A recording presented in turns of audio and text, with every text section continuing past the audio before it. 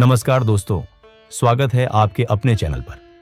आज हम बात करेंगे उस प्रश्न पर जो हर भारतीय के मन में कभी ना कभी उठता है। आखिर गाय को पवित्र क्यों माना गया है? क्यों इसे केवल एक पशु नहीं बल्कि गौमाता कहकर पूजा जाता है? इसके उत्तर हमें हमारे शास्त्रों, वेदों और पुराणों में मिलते हैं, जहां गाय को न केवल जीविका का साधन बल्कि धर्म और मोक्ष का आधार माना गया है। ऋग्वेद, जो हमारे सबसे प्राचीन ग्रंथों में से एक है, उसमें बार बार गाय को अघन्या कहा गया है। ऋग्वेद 1:164 की 27 का एक मंत्र कहता है, अघन्या या प्रत्नाजितम, विश्वजिता विश्व पष्टे। इसका अर्थ है गाय अघन्या है, अर्थात जिसे किसी भी स्थिति में मारना पाप है।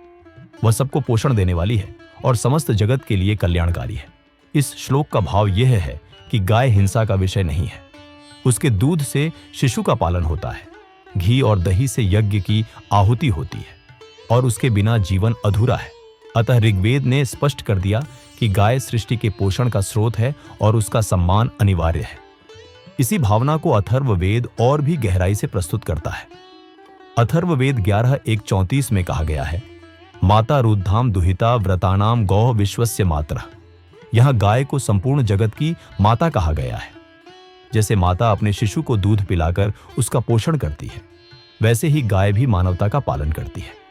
यह केवल एक उपमा नहीं बल्कि सत्य है। गाय के दूध से बच्चों का स्वास्थ्य बनता है, रोगी को जीवन शक्ति मिलती है और उसका गोबर व गोमूत्र घर को पवित्र करते हैं। इसीलिए अथर्ववेद ने उसे विश्व माता कहा है। यजुर्वेद भी गाय की महिमा का गान करता है। यजुर्वेद 13:49 में आता है, गावो भगो गाव इंद्र स्वाहा, अर्थात गाय स्वयं भाग्य और ऐश्वर्य की दायिनी है, वह इंद्र स्वरूपा है। इसका भाव यह है कि गाय जहां होती है वहां लक्ष्मी का वास होता है। भारतीय जीवन में कृषि, भोजन और धर्म तीनों का आधार गाय ही है। उसका गोबर खेतों को उर्वरक देता है, उसका दूध और दही भोजन को पौष्टिक बनाते हैं और उसका घी यज्ञ में देवताओं को प्रसन्न करता है। इसीलिए यजुर्वेद कहता है कि गाय समृद्धि का मूल स्रोत है। अब यदि हम पुराणों की ओर बढ़ें तो वहां गाय को और भी दिव्य रूप दिया गया है। स्कंद पुराण द्वारका खंड 74:7 में कहा गया है, गाव सर्वदेवमया, अर्थात गाय सर्वदेवमयी है। उसके शरीर में सभी देवताओं का वास है।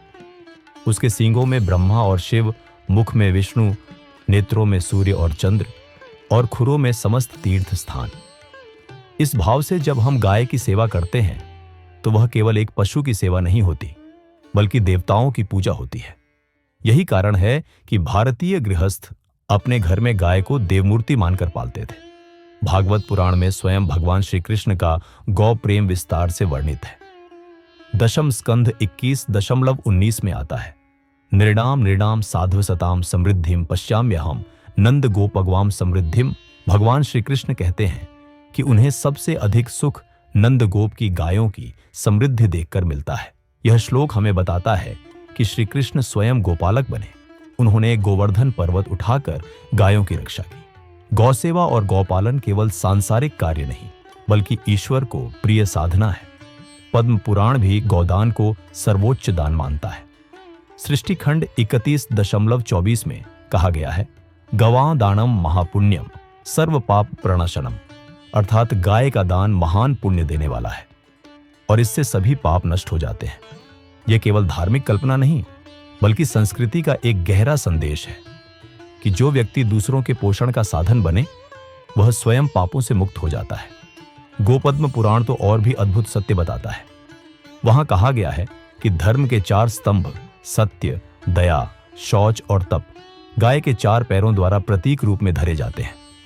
सत्यम दया तपः शौचम पादा धर्मस्य वै द्विजा एतेषु स्थिरताम प्राप्य धर्मो गुरुपधारका। इसका भाव यह है कि गाय धर्म की आधारशिला है। जब हम गाय की रक्षा करते हैं तो वास्तव में हम इन 4 स्तंभों को स्थिर करते हैं और जब गाय की अवहेलना होती है तो धर्म डगमगा जाता है। तो दोस्तों, अब आप समझ गए होंगे कि गाय को हमारी संस्कृति में गौ माता क्यों कहा गया है। यह केवल परंपरा या आस्था का विषय नहीं बल्कि वेदों और पुराणों से निकला हुआ सनातन सत्य है। गाय का सम्मान करना, उसकी सेवा करना और उसकी रक्षा करना वास्तव में हमारे जीवन को पवित्र और संतुलित बनाने का मार्ग है।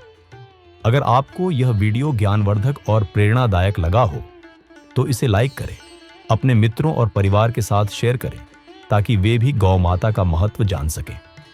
और हाँ, अगर आपने अभी तक हमारे चैनल को सब्सक्राइब नहीं किया है तो तुरंत कर लें, क्योंकि हम आपके लिए इसी तरह वेदों, पुराणों और भारतीय संस्कृति से जुड़ी अनमोल बातें लेकर आते रहेंगे।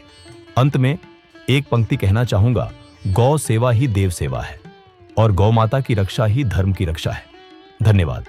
मिलते हैं अगले वीडियो में। हर हर महादेव।